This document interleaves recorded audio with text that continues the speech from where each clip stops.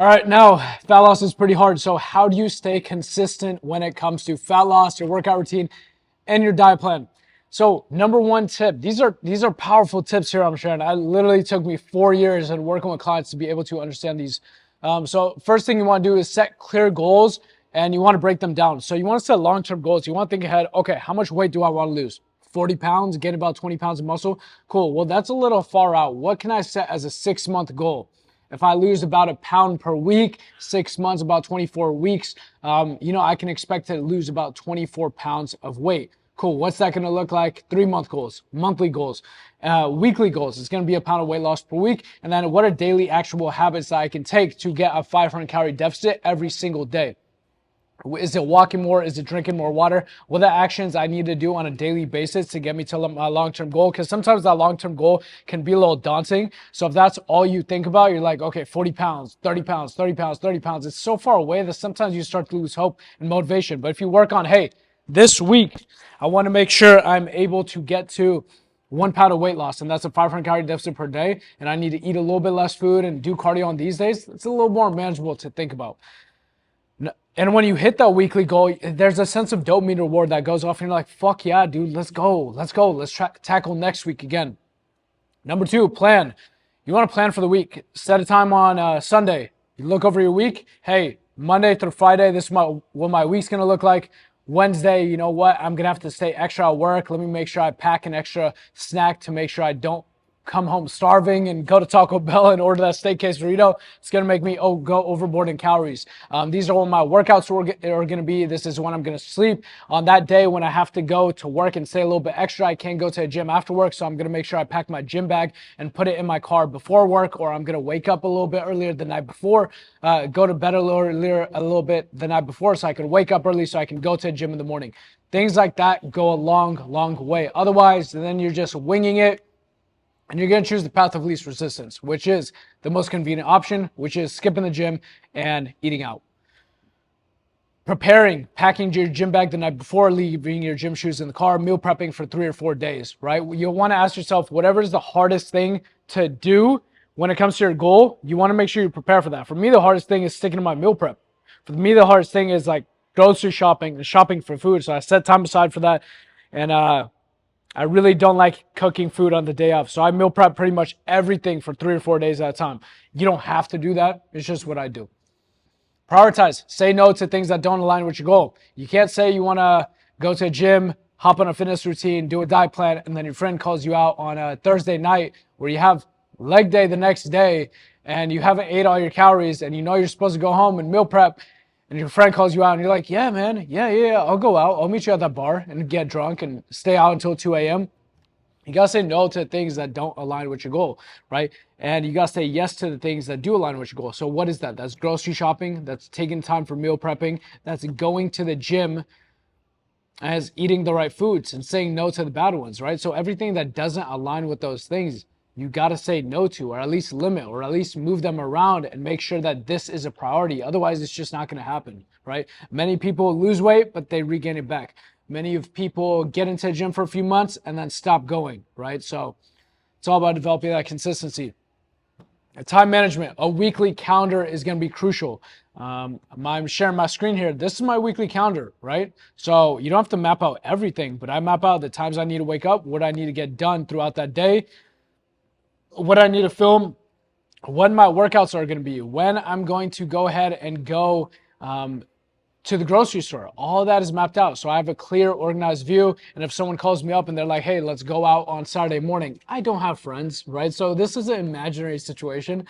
But let's say someone did call me up, or, dentists call me up and say, we got an appointment this day. I just look at my weekly calendar. I see, I got the gym on this day, meal prep on this day, etc.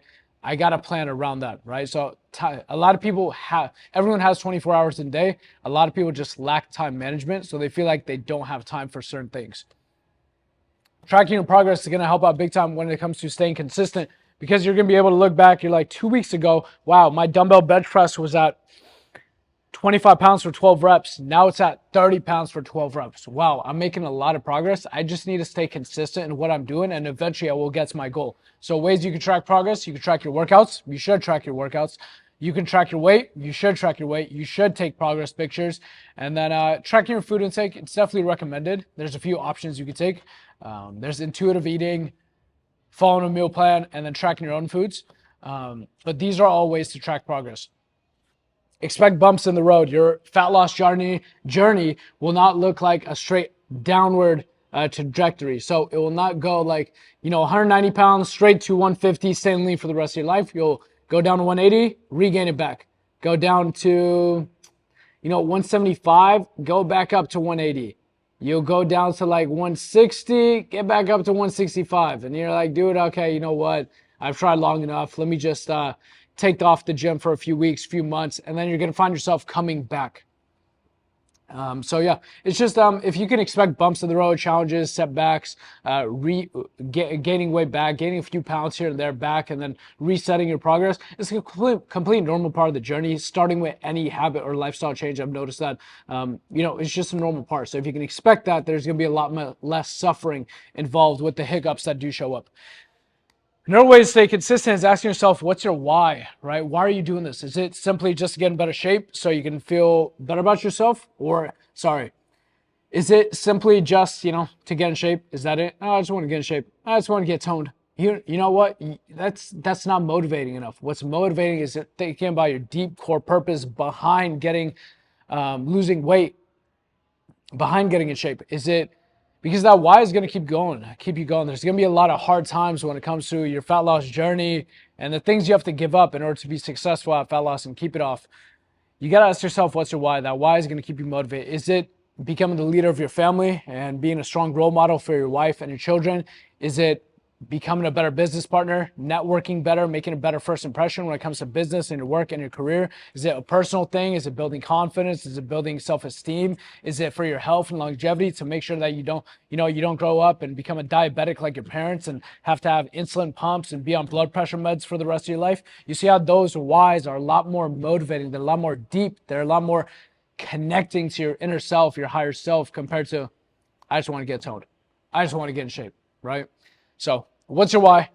Next one, develop willpower. No goes. Dr. Huberman preaches that, hey, willpower can be developed. A lot of people think willpower is finite, but you can actually develop willpower.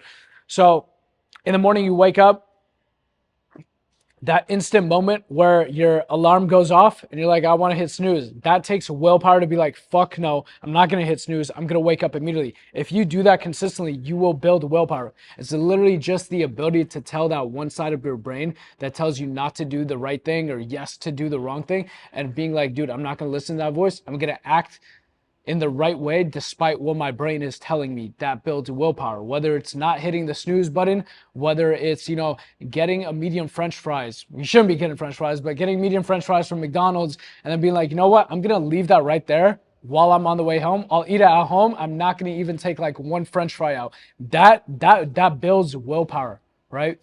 So if you can do small things like that throughout the day, Huberman says he does 25 no-goes a day, just like that. Slowly over time, you're going to start to develop that willpower, and it's going to become a whole lot easier to say no to cravings, say no to junk food, and say yes to doing the right thing. Whatever you do, don't miss 2 in a row. So if you do 2 workouts, if you miss a workout, don't miss the second one. If you eat junk food, if you cheat on your diet, don't do that 2 days in a row. Don't do that 2 meals in a row, because you're building positive momentum throughout your fat loss journey, throughout your diet, throughout your workout plan. Once you mess up 1, it's like, okay, you know what? What's going on? We're at a standstill right now. Once you mess up 2 in a row, now it's like you're changing the trajectory of your entire goal, and now you're hitting that negative momentum. So whatever you do, don't mess up 2 in a row. Do something if you can't do everything. Home push-ups, 1 minute of home push-ups, 1 minute of squats, 1 minute of lunges, 1 minute of burpees, and 1 minute of planks or side planks, 1 mile jog, and a 5 mile stretch. That should take about 5-minute stretch. So that should take about 20 minutes, and you don't even have to go to a gym. You can just do that in your backyard. So if you can't do something, just practice that habit of showing up for your health and fitness, because you're just holding on to that momentum. Yeah, you couldn't go to a gym, but at least you did something. So the next day you show up, it's not like you have to start over at square zero. How do you stay consistent despite working long days at work? So One thing you do is work out on your off days. So usually Saturday or Sunday you might have off. So you could go to a gym on those days, and you really don't need a lot of days to strength train. You could do upper body, lower body Saturday, Sunday, and you could fit in a workout one time in the week, right? You could also do morning workouts. I know it might seem tough to wake up at 4 a.m., 5 a.m., but I'll tell you right now, working at a gym, the most consistent crew is the morning crew. You'll see the morning crew pretty much every single day you come into a gym. The afternoon crew, not so consistent, right? They're on and off. Yeah, you'll have some consistent people, but the morning crew, they're dedicated. They wake up at that time. First thing you do is knock out their workout. They feel good for the rest of their day, and they don't have to worry about it.